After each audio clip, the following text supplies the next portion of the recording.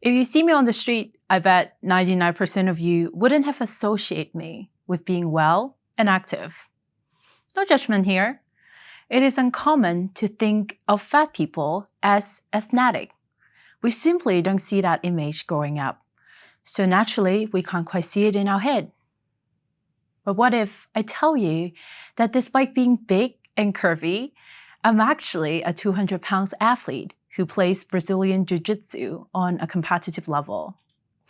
I sit on the advisory board at a global athleisure brand in which I'm also an ambassador. Who would have thought of that, right? Oh, trust me neither. My name is Rico.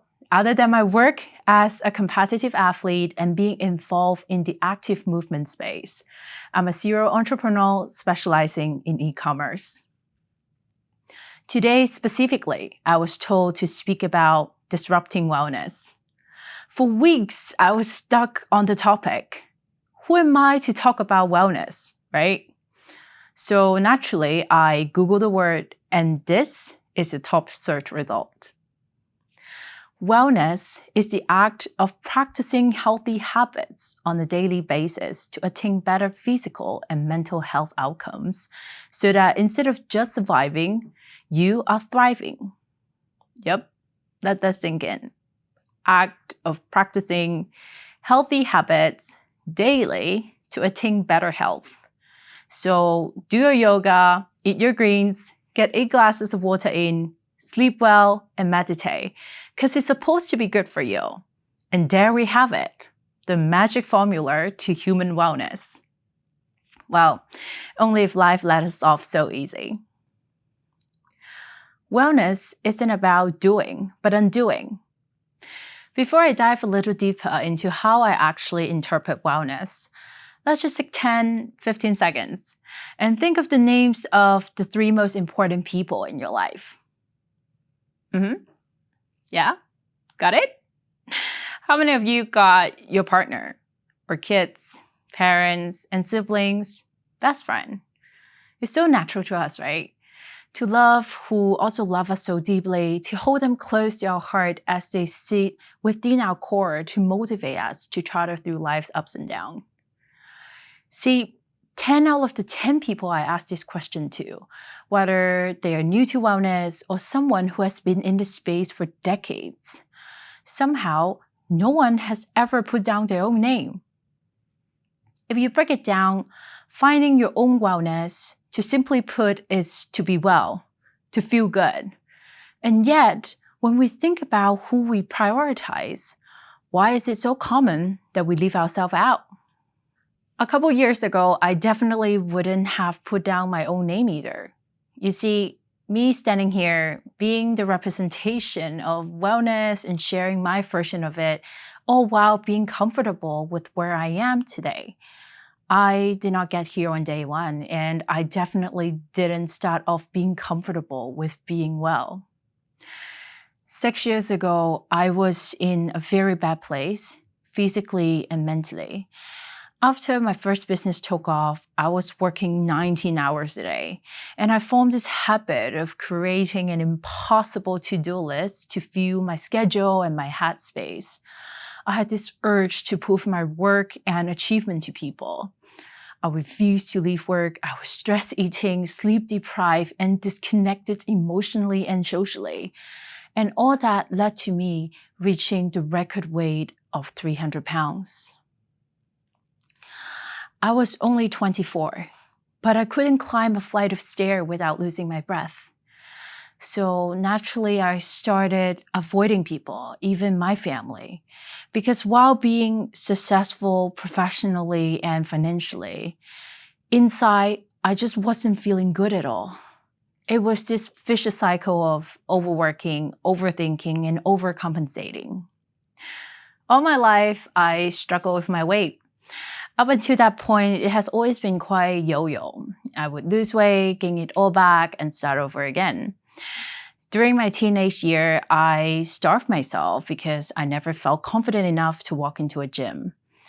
Being bigger made me feel so self-conscious. I just wasn't confident working out because in my mind, everyone was staring at me and judging me. It was a combination of my anxiety, self-doubt, and honestly feeding into what society as a whole perceive as normal and beautiful. To a point, I just started feeling extremely exhausted every day. Unmotivated, I experienced chest pain and knee pain. And what really pushed me to make a change was that one day I sat in the office and suddenly I had this thought, oh, if I die today, what's going to happen to my work? See, on the verge of such a physical and mental breakdown, I was still obsessed with work. At 300 pounds, in such an unwell state, I just couldn't ignore it anymore. I was exhausted, yet desperate to do something to make myself feel good again. Yeah, feel good. That's what I was missing in my life. So, for the first time in 24 years, I switched focus from caring about how other people think of me to how I think of me. At 300 pounds, I still felt beautiful. I want to be well, and losing weight was just a byproduct of my transition. I started making cautious and healthier choices to get better, working out and really enjoying food and what it does to my body. I started to prioritize my wellness, an important relationship, especially the one with myself, to really check in and connect with how I'm feeling. And in a year, I lost 70 pounds and made a switch in Korea from running a fashion business profiting off animal skin to a sustainable clean beauty business with a mission to encourage people to feel comfortable and beautiful in their own skin, which is something that is very close to my heart. While I am, and I quote, practicing healthy habit on a daily basis and attaining better physical and mental health outcome, I finally did it for the right reason. I didn't do it out of self-hatred or the need to conform. I did it because that made me feel good. And for the first time in my entire life, I kept the weight off and I lost over 100 pounds. So yeah, I did the work and turned my life upside down. I finally know what it's like to be healthy and well. And this is the part where the screen fades into black and happily ever after because wellness, checked, achieved, right? Well, but we're just halfway through this talk. In the process of losing over 100 pounds, I started experimenting with different sports. As someone who up until this point was never active, I made a drastic change to my lifestyle. I would go to the gym every day, weightlifting, HIIT, Muay Thai, kickboxing, hiking, things that I used to turn away from that used to give me anxiety now gives me all the thrills. Eventually, I got into Brazilian Jiu-Jitsu in 2018, and within 9 months, I signed up to fight at the Asian tournament. During the preparation for the competition, I would train, drill, spar, and condition 9 hours every day. When you train at that intensity, it's just very stressful to both your mind and body. I still have injuries all over. I broke a pinky, I twisted my knee, I dislocated one of my shoulders, but I was determined to win. Just a day before the tournament, my sensei, Yuki Ishikawa, he said something to me that has stuck to me until this day. He said, Vriko, you really only need 2 things to fight in Jiu-Jitsu. 1, how to break fall, which is a term for how to properly fall without hurting yourself. And 2, how to tap out, a gesture to surrender and stop the game. In my head, I was like, how is this helpful that you tell me right before the fight? I'm here to win. But on game day, stepping into the Budokan is like a reality check to me. There were hundreds of players flying in from all around the world. While most of us want to win, there was only so many medals. I simply just let go. I let go of the thought I'm here to win, not because I got intimidated. It's more like I thought I had to prove myself as an athlete by winning. But the fact that I got to be part of the game, this itself already made me feel so humbled and honored. In the end, I lost by point and come third in my category. But see, this right here was the first athletic medal I've ever won in my life. Even though I lost the game, I was still one happy player. And I guess the same goes with wellness. It is not a process of constant pursuit of betterment. Being well is simply about soaking in the presence. See, in Jiu-Jitsu, it usually takes people 10 plus years to get to a black belt ranking. You wouldn't spend a decade pursuing something so consistently if you weren't passionate about it, right? And we certainly won't stop training after receiving the black belt. Because what feeds our souls and gives us those good moments isn't the destination or that gold medal achievement, but the joys of the grinds and everything in between whilst getting there. There is this Buddhism saying that I deeply resonate with. And I feel like this really sums up my aha moment of wellness. The saying goes, 看山是山,看山不是山.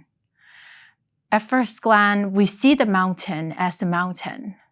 Then we come to realize that the mountain is not a mountain. At first, wellness to me was doing, quote unquote, practicing healthy habits daily. All our life, we were told as long as we do the work, climb the mountain, and we will continue to feel well because then we would have earned it. But you see, after losing all the weight, I was still an addict, jumping from one obsession to another. I set off to feel well, but got lost again in the process of pursuing it. Let's just all take a step back and think about this whole cycle of achieving wellness.